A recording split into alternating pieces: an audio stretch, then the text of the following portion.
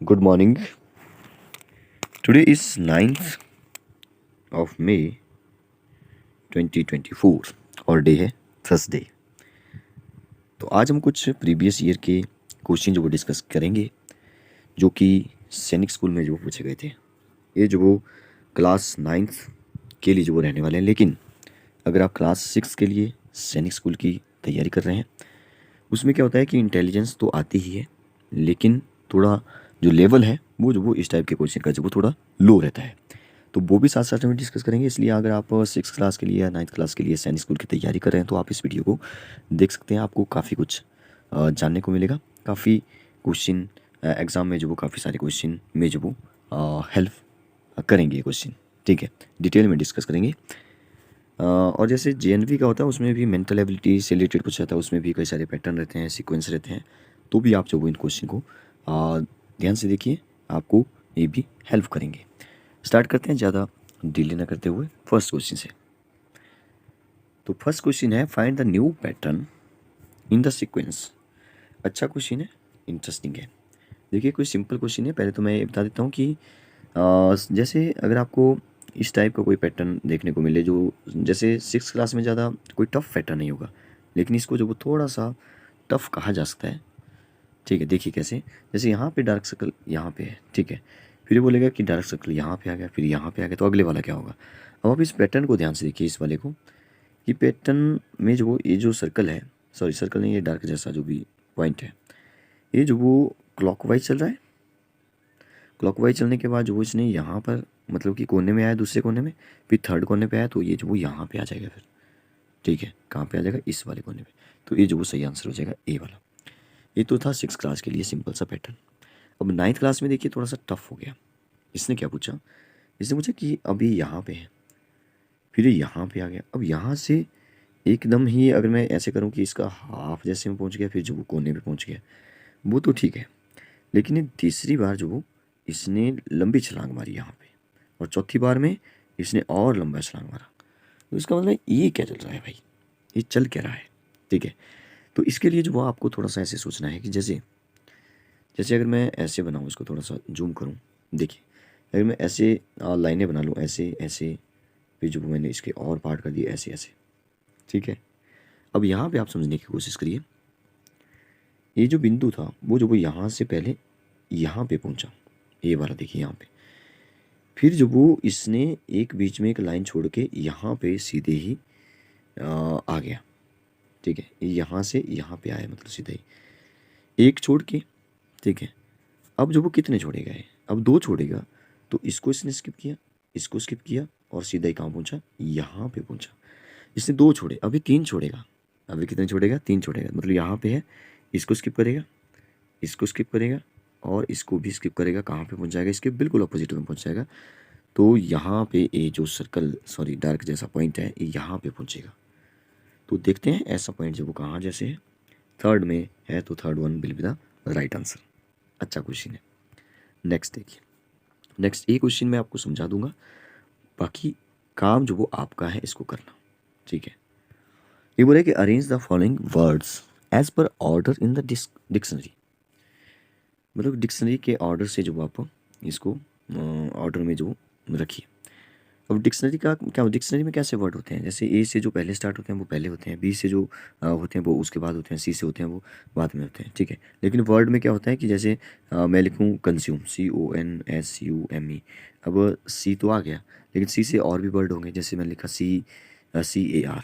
अब यहाँ पे ना CON ए वाला CO, जैसे सिंपल सा लेता हूँ, जैसे मैंने लिखा CAR और मैं लिखता CONE कोन। ठीक है, अब इन दोनों में से वो दोनों ही सी से स्टार्ट हो रहे हैं, लेकिन आएगा कौन पहले, पहले जो वो सी तो है ही, लेकिन उसके बाद वाला देखा जाएगा फिर। अब ए और ओ में पहले कौन आता है, ए आता है ना पहले, तो कार वाला जो वो पहले आ जाएगा, कौन जो वो दूसरे नंबर पे आ जाएगा। कुछ इस तरह से डिक्शनरी में जो वो हमारे इस ऑर्डर में जो वो वर्ड देखे जाते हैं। ठीक है, तो इसी ऑर्डर में इसी सीक्वेंस में हमें इसको रखना है। तो आपको क्या करना है, जो भी सेम सेम है, जैसे CONS सभी में लग रहा है मुझे, CONS, बाकी देखिए यहाँ पे ई है, इन दोनों में ई है। CONS यहाँ पे सी है, इसमें सी है, देखिए इसमें सी है, और इसमें भी सी है, और CONS यहाँ पे U है, U तो काफ़ी लास्ट में आता है। तो आपको ना ये इनकी कोडिंग पता होनी चाहिए, जैसे A का 1 है और B का 2 है। आगे क्वेश्चन आएगा जिसमें आपको अपोजिट भी पता होना चाहिए, जैसे Z जो वो लास्ट से पहला आता है, ठीक है, फिर Y XYZ, Y जो वो लास्ट से दूसरा आता है, ये अपोजिट है, ठीक है। तो यहाँ पे फिर आपको देखना है कि जैसे U तो चलो A लास्ट में करेंगे, हम इसको कैंसिल कर देंगे। यहाँ पे C आ रहा है, यहाँ पे C आ रहा है, E जो वो बाद में आता है, तो इन दोनों को भी मैंने छोड़ दिया। पहले कौन सा आएगा, तो C इन दोनों में C है पहले में, ठीक है। अब आगे वाला चेक करिए, आगे वाले में I है दोनों में, तो नहीं पता चला। और आगे चलिए, आगे जो वो यहाँ पे, फिर जो वो यहाँ पे C है, तो इसमें C है और इसमें जो वो O है, O तो बाद में आता है तो C पहले आता है। तो फर्स्ट मैंने आपको बता दिया। आप देखिए यहाँ पे वैसे लिखा भी है 1 2 3 4, लेकिन मुझे नहीं पता कि ये सही है या गलत है, क्योंकि जिसने भी सॉल्व किया पेपर को वहाँ से जो उठाया गया है। तो पहला तो यही है, मैंने चेक कर लिया। आप जो दूसरा तीसरा चौथा पांचवा प्रैक्टिस करिए, फिर आप कमेंट बॉक्स में जो वो जरूर इसका आंसर बताइए। नेक्स्ट क्वेश्चन, अब अच्छे अच्छे क्वेश्चन है, इंटरेस्टिंग क्वेश्चन है। ये एरो पहले ऐसे है, फिर एरो जो वो दूसरा ऐसे भी आ गया, थर्ड जो वो ऐसे भी आ गया, अब फोर्थ में ऐसे भी आ जाएगा। तो ऐसे है, फिर ऐसे है, फिर ये जो वो ऐसे एरो लगा, मतलब कि एरो 4 होंगे एक के बाद दूसरा। इसमें देखने को मिल रहा है, पहले एरो ऐसे है, फिर ऐसे है, फिर ऐसे हो गया, फिर अगले वाला ऐसे आ रहा है, फिर अगले वाला जो वो ऐसे आ जाएगा, जो कि आपको दिया भी है। तो third one will be the right answer.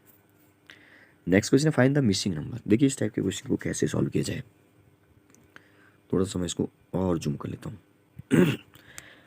बीच में ना 13 लिखा है, तो ये जो नंबर बाहर लिखे हैं, ठीक है, ये जो 4 नंबर बाहर लिखे हैं, इनको कुछ ना कुछ मल्टीप्लाई माइनस प्लस करके जो वो ये 13 बीच वाला नंबर आया होगा, और अगले वाले में बीच वाला नंबर ही पूछा है। तो आप पैटर्न आपने ऐसे ही चलाना है कि बीच वाला नंबर कैसे आया होगा।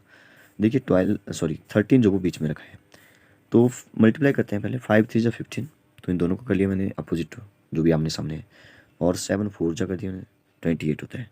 तो अगर मैं 28 और 15 को ध्यान से देखूँ, तो इनको माइनस करके ना मुझे ऐसा लग रहा है कि 13 आ रहा है, और 13 ही आ रहा है। तो पैटर्न हमें पता चल चुका है। अगले वाले में कंफर्म करने के लिए चेक कर लेते हैं। कंफर्म जरूर करें, क्योंकि कई बार ऐसा होता है कि कुछ और भी पैटर्न हो सकता है। आप जल्दबाजी में क्वेश्चन को ना करें। 9 3 जा 27 होता है, 8 4 जा 32 होता है, ठीक है।